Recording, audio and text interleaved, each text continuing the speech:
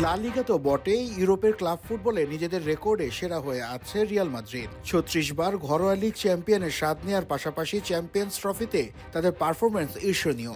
ইউরোপের ক্লাব শ্রেষ্ঠত্বের এই আসরে ১৫ বার শিরোপা উঁচিয়ে ধরেছে লস ব্ল্যাঙ্কোসরা। এবারও ১৬ নম্বর শিরোপা ঘরে তোলার জন্য রেসে ভালোভাবেই ছিল আনচেলত্তির শিষ্যরা।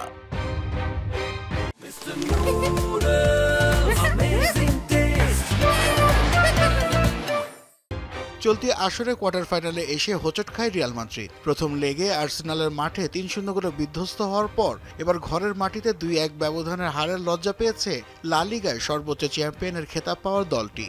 তবে ২৩ মিনিটে এমবাপ্পেকে বক্সে ফাউলের পর পেনাল্টির বাঁশি বাজিয়েও পরে ভিএআরে তা বাতিল করেন রেফারি। এই পেনাল্টি বাতিল না হলে ম্যাচের চিত্র ভিন্ন রকম হতে পারত বলে মত রিয়াল মাদ্রিদ কোচের। কোয়ার্টারের ২ লেগেই আর্সেনাল আমাদের চেয়ে ভালো খেলেছে। সেমিফাইনালে যাওয়া তাদের প্রাপ্য ছিল। পরিস্থিতি বদলানোর জন্য ইতিবাচক কিছু মুহূর্তের প্রয়োজন ছিল আমাদের। তবে পেনাল্টির বাঁশি বাজিয়েও শেষ পর্যন্ত তা বাতিল করা হয়। অমন গুরুত্বপূর্ণ সময়ে পেনাল্টি পেলে ম্যাচের চিত্র ভিন্ন রকম হতে পারত।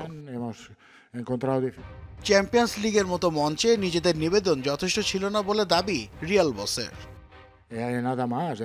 শেষ ৪ নিশ্চিত করতে আমরা চেষ্টা করেছি, তবে দারুণভাবে রক্ষণ সামলেছে আর্সেনাল। আমরা জায়গা বের করে খেলতে পারিনি। খেলায় আমাদের মধ্যে যে নিবেদন ছিল তা যথেষ্ট হয়নি। ইউরোপের ক্লাব ফুটবল শ্রেষ্ঠত্বের মঞ্চে নিজেদের অনন্য মাত্রায় প্রতিষ্ঠা করেছে রিয়াল মাদ্রিদ, যেখানে শিরোপা ছাড়া ভিন্ন কিছু ভাবার সুযোগ নেই দলটির। তবে এমন হোঁচটে দমে না গিয়ে আরো ভালো হয়ে ওঠার চ্যালেঞ্জ নিতে তাগিদ দেন আনচেলত্তি।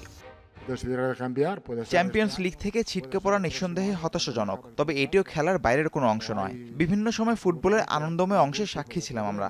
এখনকার সময়টা অন্যরকম।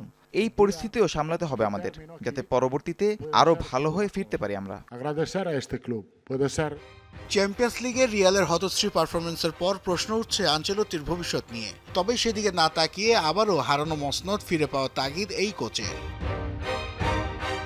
নাসিফ শুভ, যমুনা স্পোর্টস।